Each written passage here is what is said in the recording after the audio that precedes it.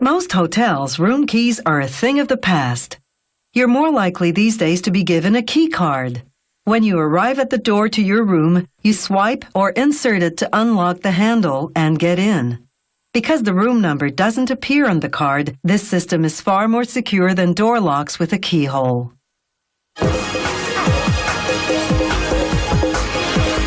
The metal case that houses the door lock's mechanical and electronic components is called the housing. To make it, they begin by melting zinc ingots. To melt zinc, you have to heat it to about 390 degrees Celsius.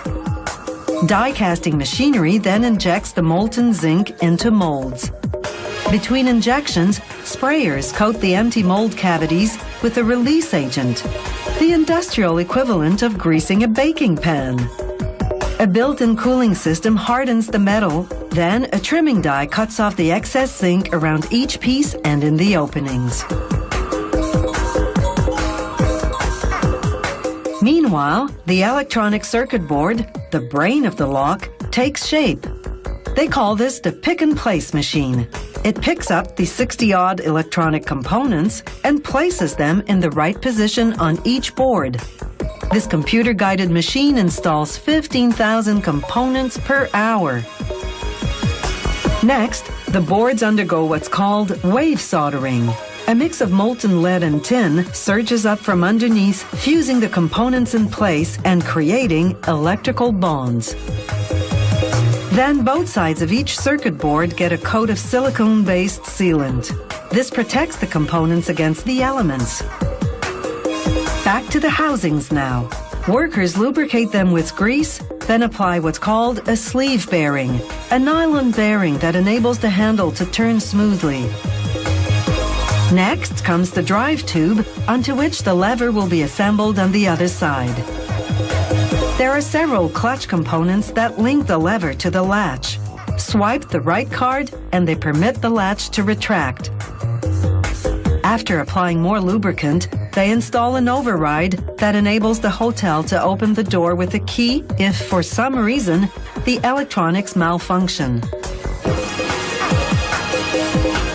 They install the circuit board and connect it to the various parts of controls, such as the clutch motor, which they install next. Now they close up the completed housing with a steel backplate. This protects the components inside from rusting. The last step is to insert a battery pack. It holds 3 standard AA batteries. The factory tests the lock using a test key card because the lock isn't yet programmed to work with a specific card. That's done after installation. Elsewhere in the factory, they assemble the mortise, the part of the lock that goes inside the door. When you lock up, the mortise's bolt comes out of the door edge and fits into the hole of a receiving piece called the strike plate in the door frame.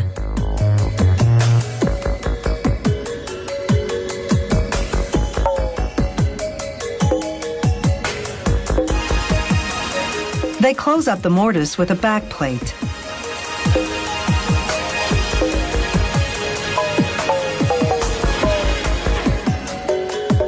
This demonstration shows how they install the mortise in the door.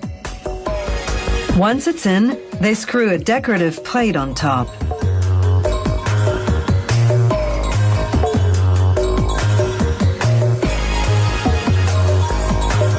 This is what the finished electronic door lock looks like. Key cards have instructions on one side, a magnetic data stripe on the other. They use a generic card to test every lock that comes off the production line. In the quality control lab, they subject every new design to several rigorous tests. They open and close 1 million times. They subject the lever, latch, and lock to repeated impacts. They also test lock function in extreme temperatures. These electronic door locks come in several metal finishes plated over the zinc, and even in a painted finish that simulates wood.